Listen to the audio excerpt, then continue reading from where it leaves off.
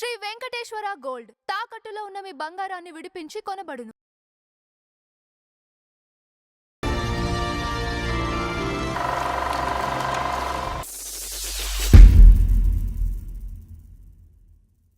నమస్కారం నంద హరిచంద్రరావు గారు. నమస్కారం అంజబాబు గారు. సార్ ఈ రోజు మన ఫ్లాష్ బ్యాగ్ లో వంగర వెంకట సుబ్బయ్య గారి గురించి చెప్పుకుందాం అండి. తను మీరు నేను పుట్ల అప్పుడు అదే అదే పూర్వం అండి మన నటుల్లో ఇప్పుడు ఋషులు హిమాలయాల్లో ఉంటారంటారు చూసారా, అలాంటి నటులు ఉండేవారండి. ఏమండి, విద్వాంసులు, పండితులు, నటన అంటే గౌరవంతో వచ్చే నటులు ఇదివరకటి వారిలో వారు లాంటి వ్యక్తి వంగర వెంకట సుబ్బయ్య గారు. మనం ఎప్పుడు చూసినా ఎవరు చూసినా కూడా చాలా ఎడ్యుకేటెడ్ డాక్టర్స్ వీళ్ళు కూడా వచ్చారని అంటున్నాం కదా. ఈయన విద్వాంసుడు, పండితుడు, వేద పండితుడు, సంస్కృతాంధ్ర భాషల్లో నిష్ణాతుడు ఈయన. తర్వాత వేదాన్ని సక్రమంగా కాదండి రివర్స్లో కూడా చదవగల పండితుడు వంగర వెంకట సుబ్బయ్య గారు. ఓకే, వేదాన్ని అంటే వేదాలన్నీ కూడా చదివి సంస్కృతాంధ్రలో పండిత్యం సంపాదించి దాన్ని రివర్స్లో ఎలా చెప్పాలనేది ప్రాక్టీస్ చేశారు వంగర వెంకట సుబ్బయ్య గారు. ఓకే, కానీ సినిమాలకు వచ్చినప్పుడు తన వేదాన్ని తన పాండిత్యాన్ని ఎక్కడ బయటపెట్టేవాడు కాదు, అహంకారాన్ని ప్రదర్శించేవారు కాదు. తర్వాత జీవితాంతం వరకు తన ఇది పిలకముడిని విప్పకుండానే వేషాలు వేశారు. ఒకవేళ ఏదైనా ఉంటే తలపాగా చుట్టుకునేవాళ్ళు, ఏదైనా వేరే వేషాలు ఉంటాయి. అంతే పిలక మాత్రం తీల. అంటే అంత సంస్కారయుతంగా నటించేవారు, కుటుంబం యొక్క దీన్ని పోషించేవారు వాళ్ళు. అయితే ఇప్పుడు గౌరవాన్ని మీరు అది అన్నారు కదా, నాకు మాయాబజార్ గుర్తొస్తుంది. మాయాబజార్ అది పెట్టుకుని మాయాబజార్ మన అల్లు రామలింగయ్య గారు ఈయన కాంబినేషన్ ఏమండి చెప్తాను. ఈయన గొప్ప విషయం ఏంటంటే వేదాన్ని రివర్స్లో చదువుతాడు. అదొక విద్య, అది ఎవరి వల్ల కాదండి, వంగర వెంకట సుబ్బయ్య గారికి సాధ్యం అది. ఈయన 1897లో జన్మించారు. ఆయన చూసండి మనం ఎక్కడున్నాము, 1897. ఆ తర్వాత 50 సంవత్సరాలకు మనకు దేశానికి స్వాతంత్రం వచ్చింది. అంటే తపస్సులాగా చూసేవాళ్ళు సార్ వాళ్ళు, నటన కూడా వాళ్ళు ఎంత పవిత్రంగా చూసేవారు అనటానికి ఇలాంటి వాళ్ళు చేయటం. ఏమండి, ఈ ఇంగ్లీషు విద్య కంటే వాళ్ళు ఈ సంస్కృతాంధ్రాలకే ఎక్కువ ప్రాధాన్యత ఇచ్చేవాళ్ళు అప్పట్లో విద్యార్థులు. కాదు సార్, అంటే గురుకులాల్లో చదివేవాళ్ళు అనమాట. అదే ఈ లెక్కన చూడండి, ఇప్పుడు మనం ఏం చెప్పుకుంటేనే 50 సంవత్సరాలు ఏది మనం పుట్టానన్న స్వతంత్రానికి సంబంధించి 50 సంవత్సరాలు అంటే ఒక 100 సంవత్సరాలు 150 సంవత్సరాల క్రితమే ఇండస్ట్రీకి సంబంధించిన పునాదులు వీళ్ళని గొప్పవాళ్ళండి, ఏమండి మహానుభావులు అని చెప్పొచ్చు వీళ్ళని. అంటే పవిత్రంగా నటించే వాళ్ళు అప్పుడే ఉన్నారండి. ఇప్పుడు కమర్షియల్ కాదు, అప్పుడు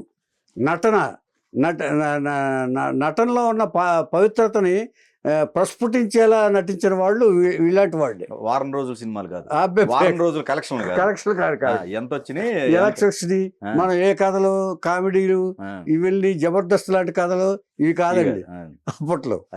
అంటే తర్వాత ఈయన 1897లో ఒంగోలు జిల్లాలోని సంగం జాగర్లమూడిలో జన్మించారు. ఈయన సంగం జాగర్లమూడిలో జన్మించారు. సంస్కృతాంధ్రాలు చదువుకున్నారు. అప్పట్లో ఏంటంటే ముందు పండితుల దగ్గరే నేర్పించేవాళ్ళు వీళ్ళు. అర్చక వృత్తి వీళ్ళు, పౌరోహిత వృత్తి వీళ్ళ కుటుంబం, వీళ్ళ వంశంలో పౌరోహిత వృత్తి. ఈయన కూడా అది చేశారు. ఏమండి, చేస్తూనే 4వ సంవత్సరంలో బాలనటుడుగా చిత్రనళనీయం అనే డ్రామాలో వేశారు ఆయన. తర్వాత విద్యాభ్యాసం అయిపోయిన తర్వాత పౌరోహిత వృత్తి చేస్తూనే నాటకాల్లో వేషాలు వేశారు. పెరుగుతున్న కొద్దీ వచ్చి సంగం జాగర్లమూడి దగ్గరే తెనాలి కదా, తెనాలి రామవిలాస సభ అందరికీ పుట్టినిల్లు కదా అది. అందులో చేరని వాళ్ళు నటించిన వాళ్ళు ఎవరు లేరు కదా. అంటే ఒక పెద్ద ప్లాట్ఫాము రామవిలాస సభ తెనాలిలోది. అందులో నటించిన నటులు కానీ చేరని నటులు కానీ ఎవరు లేరు. పౌరాణిక నాటకాలు ఎక్కువ వేసేవాళ్ళు. ఈయన పెరిగిన తర్వాత ఈయన పేటెంట్ క్యారెక్టర్ ఏంటంటే శ్రీకృష్ణ తులాభరణలో వసంతకుడు. ఈ రామవిలాస సభలో బందా కనకలింగేశ్వరరావు గారు, స్థానం నరసింహరావు గారు మహానటులు ఉన్నారని తెలుసు కదండి. వాళ్ళతో కూడా నటించారు ఈయన.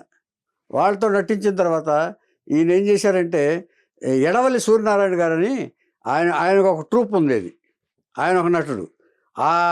ఆయన ఏం చేశారంటే ఈ డ్రామాను తీసుకుని, పౌరాణిక డ్రామాలు తీసుకుని భారతదేశం విదేశాల్లో కూడా ఆయన ప్రదర్శనలు ఇచ్చాడు. ఆయన ఎడవల్లి సూర్యనారాయణ గారు. ఓకే. ఆయనతో పాటు ఈయన దేశ విదేశాలు తిరిగారు ఆయన ఈ నాటకాల్లో. అంటే ఈ పౌరాణిక పాత్రలో ఈయన ఒక పాత్ర వేసేవారు. అదేనండి. ఏమండి, ఇది అయిన తర్వాత ఫస్ట్ ఈ పౌరాణిక పాత్రలను వేసే వాళ్ళందరినీ సినిమా వాళ్ళు తీసుకుంటారు కదండి. ఫస్ట్ టైం 1937లో ఈయన ఏ పాత్రలు అయితే వేశారో విప్రనారాయణ వీటిల్లో హాస్య పాత్రలు వేసేవారు ఆయన. ఈయన తీసుకున్నారు విప్రనారాయణ సినిమాలో. వంగర వెంకట సుబ్బయ్య గారిని విప్రనారాయణ సినిమాలో ఈయన వేశారు, సినిమాకి తీసుకెళ్లారు. అక్కడి నుంచి వరుసగా సినిమా ఆర్టిస్ట్గా ఈయన వేషాలు వేయటం మొదలుపెట్టారు. కానీ ఆయనకి తగిన పాత్రలే, ఆయన వేరే పాత్రలు వేసేవారు కాదు. తనకు తగిన పాత్ర అయితేనే, పవిత్రంగా ఉంటేనే పాత్రలు వేసేవారు. తర్వాత ఎన్టీ గారి సినిమాలో జయసింహలో కూడా ఆయన వేశారు. జయసింహ తీశారు కదా ఎన్టీ రామారావు గారు. ఏమండి, అక్కడి నుంచి ఇక వరుసగా ఈ సినిమాలు చేసుకుంటూ వస్తున్నారు. విజయవాడ సినిమాల్లో ఎక్కువగా చేశారు ఈయన. షాహుకారులో గోవిందరాజు సుబ్బారావు పక్కన ఇలా చెయ్యి లేపుతూ ఉంటాడు ఆయన అంటూ. అంటే వంత పాడే క్యారెక్టర్లు ఎక్కువ వేశారు సార్ ఈయన చెప్పాలంటే. అంటే ఇప్పుడు ఒక దుర్మార్గుడైన వ్యక్తి ఉన్నాడు అనుకోండి, గోవిందరాజు సుబ్బారావు అందరి ఆస్తులు తాకట్టు పెట్టుకుని ఇచ్చేసేస్తూ ఉంటాడు. ఆయనకు వంతపాడే క్యారెక్టర్.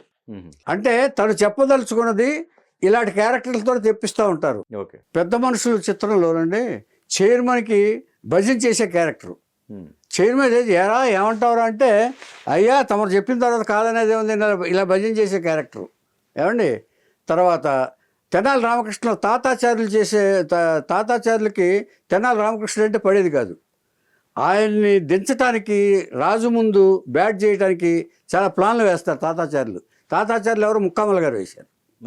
ఏమండి, ఆయన పక్కన ఈయన పంపించేవాడు వెళ్ళి, ఈయన చెడ్డ పనులన్నీ చేసుకుని వచ్చేవాడు. ఏమండి, తర్వాత నర్తనశాల, భీష్మ, మల్లీశ్వరి, బంగారు పాప ఇలాంటి వరుస చిత్రాల్లో హాస్య పాత్రలు పోషించారండి. ముఖ్యంగా చెప్పుకోవాల్సింది మాయాబజార్. మాయాబజార్లో ఇద్దరు భట్రాజులు ఉంటారు. ఇచ్చేదంటే ఆయన ఆర్టిఫిషియల్ రేలంగ్ గారు ఏదో భేషజం ప్రకటిస్తూ ఉంటాడు. ఆయన్ని ఎప్పుడు కూడా ఇలా ముందు ఇంట్రడక్షనే రేలంగ్ గారిని, తమలాంటి మహానుభావులు ఎవరు ఉండరు బాబు అంటే లక్ష్మణ్ కుమార్ని పొగుడుతారు. తమలాంటి వీరులు ఉండరు అంటూ ఆ పద్యాల్లో పొగుడుతారు, ఆ పాటల్లో. పొగిడిన తర్వాత ఆయన ఏం చేస్తారంటే, వీళ్ళు ఈ ఘటోత్కచుడు ఎంటర్ అయిన తర్వాత రమణారెడ్డి గారు వస్తాడు, మాయాబజార్ సృష్టిస్తాడు. అక్కడ సృష్టించిన తర్వాత పెళ్లి పెద్దల్ని ఇబ్బంది పెట్టమని వీళ్ళు ఏం చేస్తారంటే శకుని చెప్తాడు, పెళ్లి పెద్దల్ని మీరు అది కావాలి ఇది కావాలని చెప్పేసి కోరరాని కోరికలన్నీ కోరండి, వాళ్ళని ఇబ్బంది పెట్టండి అని చెప్పేసి వాళ్ళని బ్యాట్ చేయాలని చెప్పేసి వీళ్ళని ఆదేశిస్తాడు ఆయన. ఆ తర్వాత వాళ్ళందరినీ ఏమిటయ్యా ఇది, ఈ ఏర్పాట్లు ఏమిటి, అసలు అదేం బాగాలేదు, మాకేం నచ్చలేదు, మీరేం పెళ్ళింది పెద్దలయ్యా అంటూ ఈ స్లాంగ్లో చేస్తారు. అంటే ఎక్కువ వంగర గారికి ఇచ్చారు. అందులో మీరు అబ్జర్వ్ చేస్తే అల్లు రామలింగయ్య గారు సెకండ్కి ఇచ్చారు, వంగర వెంకట సుబ్బయ్య గారికి ఫస్ట్ ఇచ్చారు సీనియర్ ప్రకారం. ఏమంటే ఆయన సీనియర్ కాబట్టి. ఏమండి, వచ్చిన తర్వాత ఆయన మాకు మీకు ఏం కావాలో చెప్పండి మహానుభావ అంటారు వాళ్ళు. ఏం చేయాలి చెప్పండి అంటే, మాకు కంబళి కావాలంటాడు ఒకడు, ఎవరు ఈయన, నాకు రక్త గింబళి కావాలంటాడు. గింబళి అంటే తెలుసా మీకు, మీ మొహాలకి ఏం తెలుస్తుంది అంటాడు. అయ్యా లక్కండి బాబు మేము తెస్తాం అంటాడు. ఆ తర్వాత అలాగా ఏం కావాలంటే అది తెస్తారు. ఆ తర్వాత వీళ్ళు అల్లు రామలింగాని ఇది ఆ కంబలు వేసేసి గింబలు వేసిందా ఇది గింబలేనయ్యా అని చెప్పేసి వేస్తారు. తర్వాత దీంట్లో వీళ్ళు యాక్ట్ చేస్తారు తమలపాకులు. ఇది అయ్యా ఇదే వీళ్ళిద్దరు మాట్లాడుకుంటూ ఆ ఆకులు చుడుతూ ఉంటారు, వెళ్ళిపోతూ ఉంటారు. ఇది గుర్తుకు తెచ్చుకుంటే వంగర వెంకట సుబ్బయ్య గారు ఎవరో తెలుస్తుంది. ఏమండి, ఇలా చేశారు. మంచం మీద కూర్చున్నప్పుడు ఇద్దరికి. తర్వాత ఈయన గురించి ఒకటి చెప్పాలి ముందు. అంటే ఇదివరకు అంటే ముందు విషయాల్లో వస్తాను. ఇది ఒకటి వంగర వెంకట సుబ్బయ్య గారి గురించి మర్చిపోయాను నేను. ఈయన డ్రామాలో స్టేజ్ డ్రామాలు ఎక్కువ ఆడారు కదా, దేశ విదేశాల్లో స్టేజ్ డ్రామాలు ఆడారు కదా. స్టేజ్లో చాలా గట్టిగా మాట్లాడతారు, చాలా గట్టిగా, అంటే లాంగ్ త్రోకి గట్టిగా మాట్లాడాలి మైకు ఇది పెట్టుకుని. సినిమాల్లోకి వచ్చా కూడా అలాగే మాట్లాడాడు ఈయన. ఓపెన్గా మాట్లాడతాడు. వీళ్ళకి తెలియదు కదా పాపం, అదే వీళ్ళకేం తెలియదు.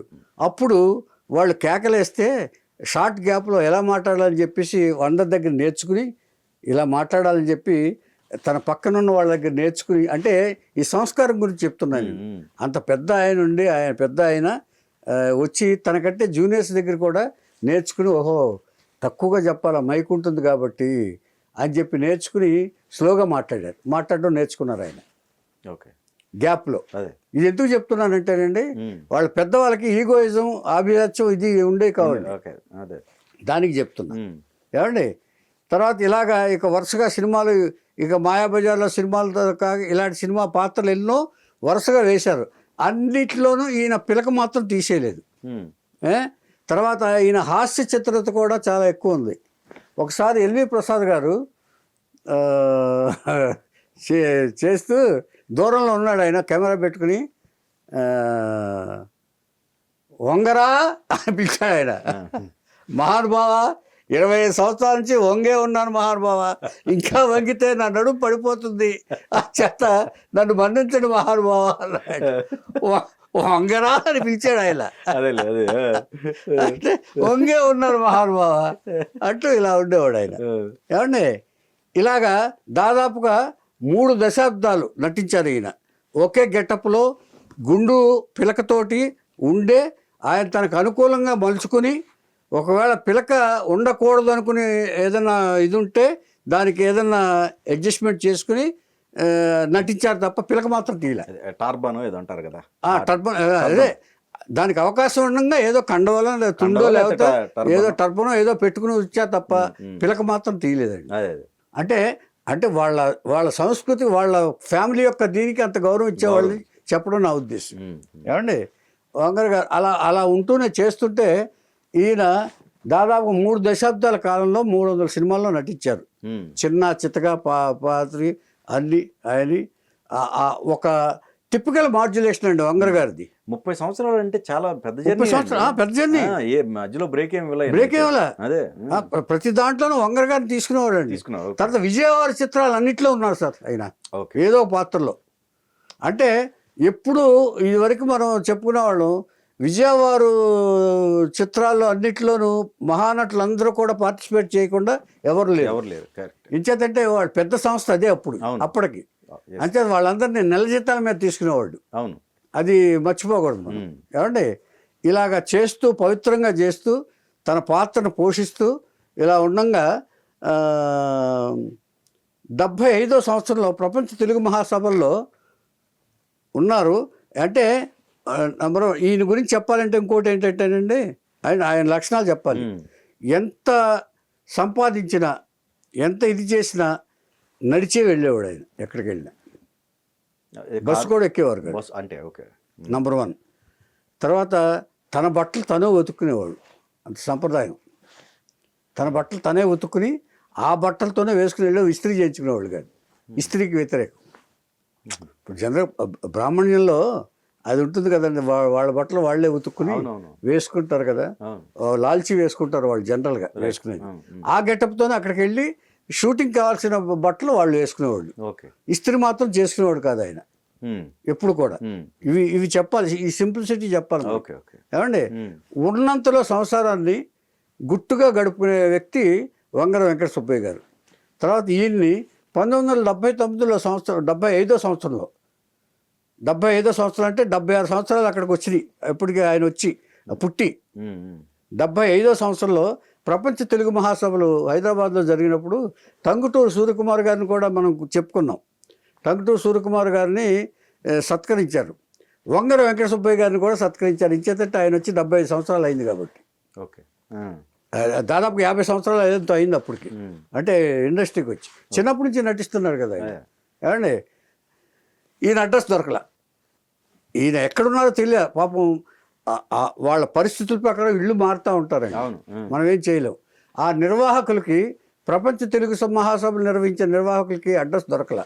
వెతికారు దొరకలేదని క్యాన్సిల్ చేసేసారు. ఇక సుబ్బయ్య గారికి సన్మానం అనేది తీసేశారు, మన వజ్రోత్సవం లాగా అక్కడ. ఏమంటే తీసేశారు. తీసేసిన తర్వాత అందరికి సన్మానాలు చేస్తున్నారు. 1975లో సడన్ గా ఈయన ప్రత్యక్షం అయ్యాడు. అంటే ఎవరు అయ్యా నేను ఉన్నాను బాబు అంటే పేపర్లో అనౌన్స్మెంట్ చేస్తారు కదా ఫస్ట్ న్యూస్ పేపర్స్ వేస్తారండి, ప్రపంచం ఇలా ఇలా వీరిని సన్మానిస్తున్నామని. అది ఆయన ఎక్కడో చూశాడు ఆయన. అంటే అడ్రస్ మాత్రం లేదు, అంటే ఇల్లు మారుంటాడు పాపం. అంటే పరిస్థితుల ప్రకారం మారుతారు కదా సార్, అందుకని అది మనం అర్థం చేసుకోవాలంటే అంతే. ఏమండి నేనున్నాను మహాప్రభు అంటూ వచ్చారు. అప్పుడు ఆయనకి సడన్గా తీసి అవన్నీ రెడీమేడ్ ఉంటాయి కదా, రెడీ చేసి ఉంటారు కదా. ఆయనకి వంగర వెంకట సుబ్బయ్య గారు సన్మానం చేశారు. సన్మానం చేసిన తర్వాత ఇంటికి వచ్చారు. ఇంటికి వచ్చిన తర్వాత పక్షవాతం వచ్చింది. మంచి గుడ్ న్యూస్ వెంటనే బ్యాడ్ న్యూస్. పక్షవాతం వచ్చి దాదాపుగా 3 సంవత్సరాలు మంచం మీద 3 సంవత్సరాలు పక్షవాతంతో ఉన్నారు. అంటే పక్షవాతం ఉన్నా కూడా ఆయన పడుకుని కాదు, ఆ పక్షవాతంతో వెళ్ళేవారు, ఆ షూటింగ్లు చూసేవాళ్ళు, అక్కడ అప్పుడప్పుడు వెళ్ళి షూటింగ్లు చేసి వచ్చేవాళ్ళు. అలాగా 3 సంవత్సరాలు గడిచిన తర్వాత 78వ సంవత్సరంలో ఆయన ఈ పక్షవాతం తెచ్చిన దీంతో భరించలేక ఆయన తుదిశ్వాసం ఇచ్చారు. 78వ సంవత్సరం అంటే 3 సంవత్సరాలు పక్షవాతంతో బాధపడ్డారు. అయినా కూడా ఆయన తన క్యారెక్టరైజేషన్ మర్చిపోలే. వెళ్ళి సరదాగా మాట్లాడుతుండేవాడు ఆయన, అవే హాస్యంగా ఇది మాట్లాడుతూ ఉండి అందరితో మాట్లాడుతూ, అంటే ఒకవేళ పక్షవాతం ఉన్నా నడుస్తారు కదా ఆయన, నడుచుకుంటూ వెళ్ళి మాట్లాడేవారు, అందరితో సరదాగా ఉండేవారు. అంతే ఎప్పుడు కూడా అంటే ఒక పవిత్రమైన మనసుతో జీవించాడు ఆయన. తర్వాత ఆయనకు ఒక కొడుకు సివిల్ ఇంజనీర్గా సెటిల్ అయిన తర్వాత ఆ తృప్తితోటి మరణించాడు ఆయన. తన కొడుకు సివిల్ ఇంజనీర్ అయ్యాడు అంచేత నా ఫ్యామిలీకి ఏం బాధలేదు అనుకున్న తర్వాత ఆయన తుదిశ్వాసం ఇచ్చాడు ఆయన. అంచేత ఒక లక్ష్యంతో తను ఎలా ఉండాలనుకున్నారో అలాగే ఉండి ఇండస్ట్రీ యొక్క పద్ధతులు మారకుండా తన క్యారెక్టర్ని తను మెయింటైన్ చేసుకుంటూ పవిత్రంగా నటనా వృత్తిని స్వీకరించి తన సంసారాన్ని పవిత్రంగానే గడిపి ఆయన వెళ్ళిపోయారు ఆయన. అంటే ఇదివరకు నటులందరూ ఎలా ఉండేవాళ్ళు అంటే వాళ్ళ పద్ధతుల ప్రకారం ఒక డిసిప్లైన్డ్గా ఇదిగా ఉండేవారు అనడానికి వంగర వెంకట సుబ్బయ్య గారు ఒక ఉదాహరణ.